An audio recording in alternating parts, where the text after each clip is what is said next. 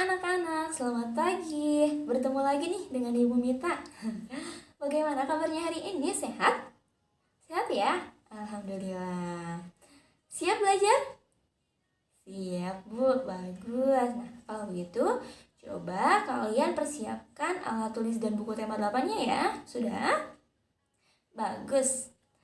Sebelum belajar, kita berdoa terlebih dahulu ya. Berdoa dalam hati dimulai. Berdoa selesai. Gimana? Semangat untuk belajar hari ini?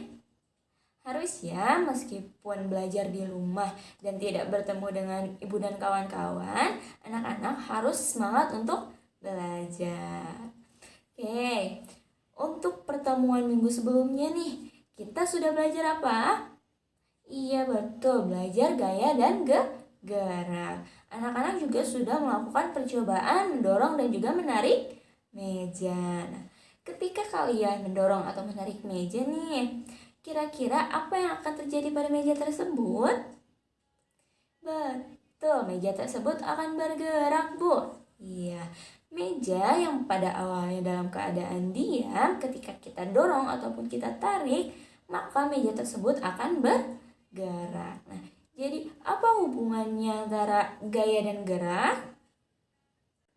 Nah, ternyata gaya ini mempengaruhi gerak benda.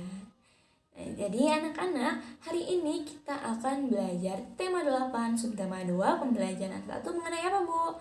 Mengenai gaya mempengaruhi gerak benda. Untuk tujuan pembelajarannya sendiri, nanti anak-anak akan bisa menyebutkan beragam gaya yang terdapat di lingkungan sekitar.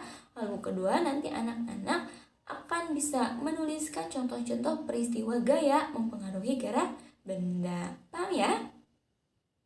Oke, sekarang coba kita ingat-ingat lagi nih pengertian dari gaya dan juga gerak. Coba, ada yang masih ingat?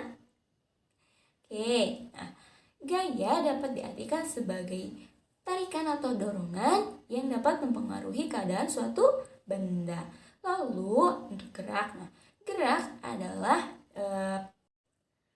perpindahan kedudukan suatu benda terhadap benda lainnya. Baik itu perpindahan kedudukan yang menjauhi ataupun mendekati suatu benda atau tempat asal akibat benda itu dikenai gaya. Nah, sekarang coba anak-anak perhatikan gambar berikut. Coba sebutkan gaya apa saja yang terdapat di gambar ini. Sudah? Apa saja?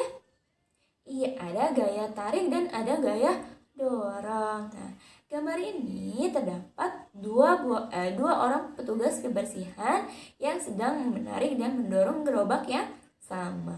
Nah, petugas kebersihan yang menarik gerobak ini termasuk ke dalam gaya tarik, dan petugas kebersihan yang mendorong gerobak termasuk ke dalam gaya dorong. Nah, contoh lain dari gaya dorong kira-kira apa?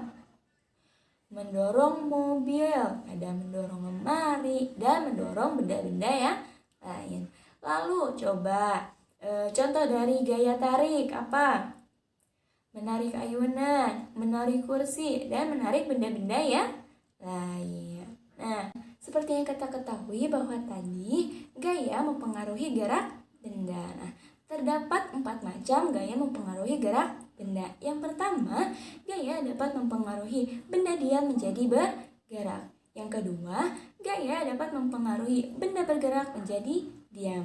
Yang ketiga, gaya dapat mempengaruhi gerak benda menjadi lebih cepat atau lebih lambat. Yang keempat, gaya dapat mempengaruhi arah gerak benda. Nah, sekarang kita akan bahas satu-satu ya. Oke, yang pertama, gaya dapat mempengaruhi benda diam menjadi bergerak. Nah, misalnya nih, ketika kita menendang bola, bola yang pada awalnya dalam keadaan diam, ketika kita tendang, maka bola tersebut akan bergerak. Nah, peristiwa ini menunjukkan gaya mempengaruhi benda yang diam menjadi bergerak. Contoh lain apa, Bu? Contoh lain misalnya kita mendorong meja, menarik meja, mendorong mobil, dan sebagainya. Paham ya? Yang yang kedua itu ada gaya yang mempengaruhi benda bergerak menjadi diam. Nah, misalnya ketika kita menghentikan bola. Nah, bola yang pada awalnya dalam keadaan bergerak, ketika kita beri gaya yang menghentikannya, maka bola tersebut akan berhenti. Betul. Nah, peristiwa ini termasuk ke dalam gaya yang dapat mempengaruhi benda bergerak menjadi diam. Contoh lain apa, Bu? Contoh lain ketika kita menangkap bola. Nah, bola yang dilempar pada awalnya, maka bola tersebut dalam keadaan bergerak. Ketika kita beri gaya dengan menangkap, maka bola tersebut akan menjadi diam. Nah, ini termasuk ke dalam contoh peristiwa gaya yang dapat mempengaruhi benda bergerak menjadi diam. Paham ya? Nah, ketiga, gaya dapat mempengaruhi gerak benda menjadi lebih cepat atau lebih lambat. Nah, misalnya apa, Bu? Misalnya ketika kita bermain mobil-mobilan yang ditarik nih. Pertama-tama kita menarik mobil-mobilan dalam keadaan berjalan. Kemudian mobil-mobilan tersebut itu kita tarik dalam keadaan berlari. Nah, maka gerak dari mobil-mobilan tersebut akan menjadi lebih cepat. Nah, sini pada awalnya mobil-mobilan tersebut bergerak lambat karena ditarik dalam keadaan berjalan. Nah, kemudian kita beri gaya dengan menarik mobil-mobilan tersebut dalam keadaan berlari, sehingga gerak dari mobil-mobilan tersebut akan menjadi lebih cepat. Paham ya? Nah, contoh lain apa, Bu? Contoh lain misalnya ketika mengerem mobil. Nah, mobil yang pada awalnya bergerak dengan cepat, ketika kita beri gaya dengan rem, maka gerak dari mobil tersebut akan menjadi lebih lambat. Peristiwa-peristiwa tersebut itu termasuk ke dalam gaya yang mempengaruhi gerak benda menjadi lebih cepat atau menjadi lebih lambat. Paham ya? Nah, yang keempat itu gaya dapat mempengaruhi arah gerak benda. Misalnya apa, Bu? Nah, misalnya ketika kita bermain sepeda. Nah, kita bermain sepeda lurus ke depan. Nah, tiba-tiba di depan ini ada belokan ke arah kanan. Nah, sehingga pasti kita akan membelokkan arah sepeda ini menjadi ke kanan. Nah, di sini terjadi perubahan arah gerak sepeda yang tadinya lurus menjadi ke arah kanan. Nah, karena pada awalnya arah gerak sepeda ini bergerak lurus. Nah, tiba-tiba kita kenai gaya dengan membelokkannya ke kanan, sehingga arah gerak sepeda ini akan berubah menjadi ke arah kanan. Nah, peristiwa ini termasuk ke dalam gaya yang dapat mempengaruhi arah gerak benda. Nah, contoh yang lain apa, Bu? Contoh yang lain misalnya ada kita mengendarai motor. Nah, ketika kita mengendarai motor lurus ke depan, nah tiba-tiba ada sebuah pohon. Nah, maka pasti kita akan mengubah arah gerak motor tersebut kemanapun, misalnya ke kanan ataupun ke kiri, agar tidak menabrak pohon tersebut. Sehingga di sini ada perubahan arah gerak motor nih, yang tadinya lurus ke depan akan berubah menjadi ke arah kanan ataupun ke kiri, seperti itu. Paham ya?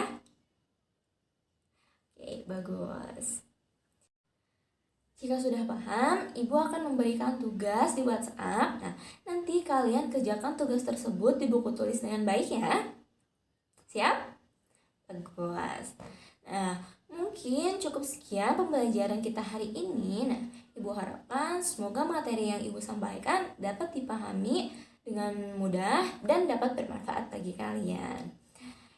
Ibu mohon maaf jika masih banyak terdapat kekurangan maupun kesalahan Ibu dalam menyampaikan materi. Nah, sebelumnya Ibu ingin mengingatkan untuk tetap menerapkan 3M, yaitu apa? Mencuci tangan dengan sabun, memakai masker, dan menjaga jarak. Nah, tetap semangat untuk belajar.